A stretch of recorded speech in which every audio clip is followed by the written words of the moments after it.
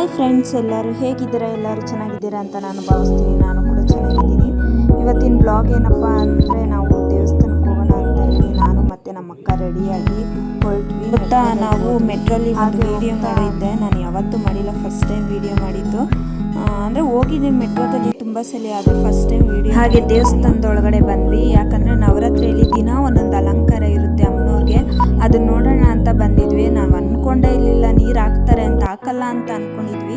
ಗರ್ಭಗುಡಿ ಒಳಗಡೆ ಬಿಟ್ಟು ನೀರು ಹಾಕ್ತಾರೆ ಅಮ್ಮನವ್ರ ಹತ್ರ.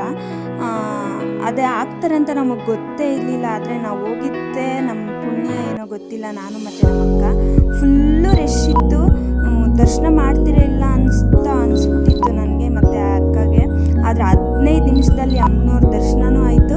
ಅಮ್ಮನವ್ರ ಹತ್ರ ನೀರು ಹಾಕ್ಸ್ಕೊಂಡು ಹೊರಗಡೆ ಬಂದು, ಹಾಗೆ ಒಂದೊಂದು ಅವತಾರದಲ್ಲಿ ಅಮ್ಮನ ಅಲಂಕಾರ ಮಾಡಿದರು. ಅದನ್ನೆಲ್ಲ ನೋಡಿಕೊಂಡು ವಿಡಿಯೋ ಸಹ ಮಾಡಿಕೊಂಡು ನಾವು ಅಲ್ಲಿಂದ ಹೊರಟಿದ್ದೆ ಊಟಕ್ಕೆ.